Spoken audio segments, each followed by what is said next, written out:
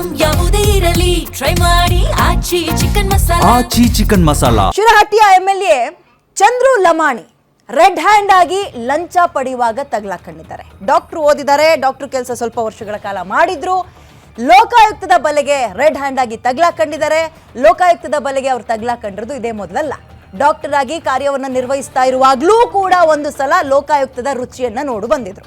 ಇವ್ರ ಮೇಲೆ ಹಿಂದೆ ಯಾವುದು ಆರೋಪಗಳೇ ಇರ್ಲಿಲ್ವಾ ಅಂದ್ರೆ ಇಲ್ಲ, ಕ್ಲೀನ್ ಹ್ಯಾಂಡ್ ಅಲ್ಲ, ಹಲವಾರು ಆರೋಪಗಳನ್ನ ಎದುರಿಸ್ತಾ ಇದ್ರು. ಇದರ ನಡುವೆ ಕಮಿಷನ್ ಆರೋಪವನ್ನ ಮಾಡ್ತಾ ಇದ್ದ ಬಿಜೆಪಿಗೆ, ಅವರ ರೇಸ್ಗೆ ಒಂದು ದೊಡ್ಡ ಪೆಟ್ಟು ಸಿಕ್ಕಂಗಾಗಿದೆ. ಇದಕ್ಕೆ ಸಂಬಂಧಪಟ್ಟಂತೆ ಚರ್ಚೆಯನ್ನ ಮಾಡ್ತಾ ಹೋಗೋಣ. ಕಾಂಗ್ರೆಸ್ ಇದನ್ನ ಹೆಂಗ್ ನೋಡುತ್ತೆ? ಒಂದು ಆರೋಪ ಸಿಕ್ಕಿದ ತಕ್ಷಣ ಕಾಂಗ್ರೆಸ್ನ ಮಿನಿಸ್ಟ್ರಿಂದ ಹಿಡಿದು ಎಲ್ಲರೂ ರಾಜೀನಾಮೆ ಕೊಡಬೇಕು ಅಂತ ಕೇಳ್ತಾ ಇದ್ದ ಬಿಜೆಪಿ ಈಗ ಅವರ ಮೇಲೆ ವಿಚಾರದಲ್ಲಿ ಏನ್ ಮಾಡ್ತಾರೆ, ಇದ್ರ ಬಗ್ಗೆ ಚರ್ಚೆ ಮಾಡ್ತಾ ಹೋಗೋಣ. ಇದೇ ಹೊತ್ತಿನ ವಿಶೇಷ. ಡೀಲ್ MLA ಎಷ್ಟು ಪರ್ಸೆಂಟೇಜು?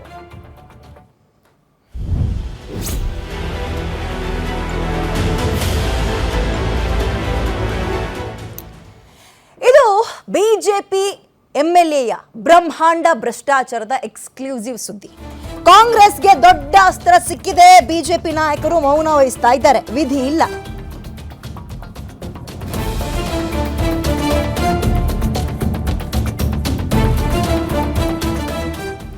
$5 ಲಕ್ಷ ಲಂಚದ ಸಮೇತ BJP MLA Chandru Lamani ಸಿಕ್ಕಾಕೊಂಡಿದ್ದಾರೆ.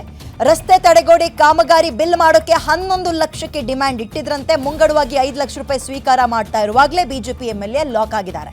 Shirahatti BJP ಶಾಸಕ ಚಂದ್ರು ಲಮಾಣಿ ಲೋಕಾಯುಕ್ತದ ಬಲೆಗೆ ಬಿದ್ದಿದ್ದು, ಅದು ತಮ್ಮ ಆಸ್ಪತ್ರೆಯಲ್ಲೇ ಕುಳಿತುಕೊಂಡು ಡೀಲ್ ಅನ್ನ ಕುದುರಿಸ್ತಾ ಇದ್ದಾಗ ರೆಡ್ ಹ್ಯಾಂಡ್ ಆಗಿ ತಗಲಾಕೊಂಡಿದ್ದಾರೆ.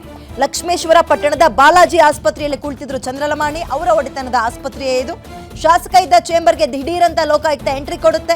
ಧಾರವಾಡ ಲೋಕಾಯುಕ್ತ ಮಿಂಚಿನ ದಾಳಿಗೆ ಶಾಸಕರು ಕಕ್ಕಾಬಿಕ್ಕಿ ಆಗ್ತಾರೆ. ದಾಳಿ ಮಾಡ್ತಾ ಇದ್ದಂತೆ ಕಿಟಕಿಯಿಂದ ಹಣ ಬಿಸೋಕೋಕೆ ಶಾಸಕನ PA ಪ್ರಯತ್ನ ಪಡ್ತಾರೆ. ಅಂದ್ರೆ ಆ ತಕ್ಷಣಕ್ಕೆ ಎಸ್ಕೇಪ್ ಆಗೋಣ ಅನ್ನುವ ಪ್ರಯತ್ನಕ್ಕೆ ಮುಂದಾಗ್ತಾರೆ. ಆದ್ರೆ ಸಿನಿಮಾ ಸ್ಟೈಲ್ನಲ್ಲಿ ಹಣದ ಸಮೇತವೇ ಲೋಕಾಯುಕ್ತ ಪೊಲೀಸರು ಲಾಕ್ ಮಾಡಿದ್ದಾರೆ. ಶಾಸಕನ PAಗಳಾದ ಮಂಜುನಾಥ್ ಮತ್ತು ಗುರು ಲೋಕಾಯುಕ್ತದ ಬಲೆಗೆ ಬಿದ್ದಿದ್ದಾರೆ.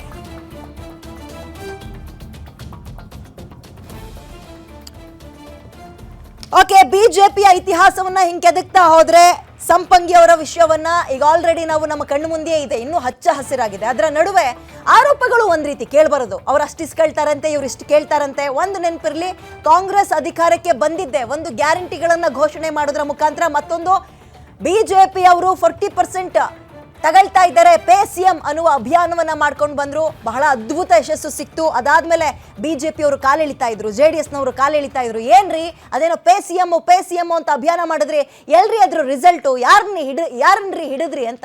ಈಗ ನೋಡಿದ್ರೆ ರೆಡ್ ಹ್ಯಾಂಡ್ ಆಗಿ ಆಫೀಸರ್ಸ್ಗಳ ಕೈಲಿ BJP MLA Chandru Lamani lock ಆಗಿದ್ದಾರೆ. ದೃಶ್ಯಾವಳಿಯಲ್ಲಿ ಗಮನಿಸ್ತಾ ಇದ್ದೀರಿ, ಇದು ನಿಮ್ಮ ಗ್ಯಾರಂಟಿ ನ್ಯೂಸ್ನ ಎಕ್ಸ್ಕ್ಲೂಸಿವ್ ಚಿತ್ರಣ. ಇದೇ ಒಂದು ಕವರ್ನಲ್ಲಿ 5 ಲಕ್ಷ ಗರಿ ನೋಟು, ಡೆಫಿನೆಟ್ಲಿ ಅದು ಗರಿಯಾಗೇ ಇರುತ್ತೆ. ಆ ನೋಟನ್ನು ಪಡೆದುಕೊಳ್ಬೇಕಾದ್ರೆ ರೆಡ್ ಹ್ಯಾಂಡ್ ಆಗಿ ಲಾಕ್ ಆಗಿದ್ದಾರೆ. ಚಂದ್ರು ಅವರು ಸೇರಿದಂತೆ ಅವರ 2 PA 3 ಜನರನ್ನ ಈಗ ಅದೇ ಆಸ್ಪತ್ರೆಯ ಫಸ್ಟ್ ಫ್ಲೋರಿಗೆ ಕರ್ಕೊಂಡೋಗಿ ವಿಚಾರಣೆಯನ್ನು ನಡೆಸಲಾಗ್ತಾ ಇದೆ. ಅಂದರೆ ತನಿಖೆಯನ್ನು ಆಲ್ರೆಡಿ ಆರಂಭ ಮಾಡಿದ್ದಾರೆ ಎನ್ನುವಂತಹ ಮಾಹಿತಿ ಇದೆ.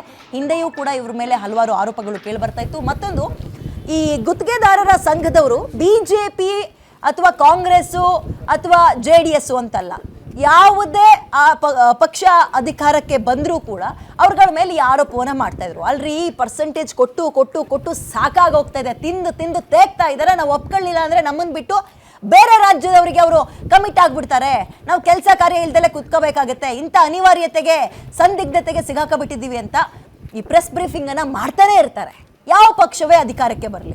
ಇದರ ನಡುವೆ ಅವರು ಮಾಡಿದ ಆರೋಪಕ್ಕೆ ಕನ್ನಡಿಯಂತೆ ರೆಡ್ ಹ್ಯಾಂಡ್ ಆಗಿ ಬಿಜೆಪಿಯ MLA ತಗಲಾಕೊಂಡಿದ್ದಾರೆ. ಬಿಜೆಪಿಗೆ ಇದು ಮುಖಭಂಗನ ಅಂದ್ರೆ ತೀರಾ ದೊಡ್ಡ ಪ್ರಮಾಣದ ಶೇಪ್ ಔಟ್ ಇದು.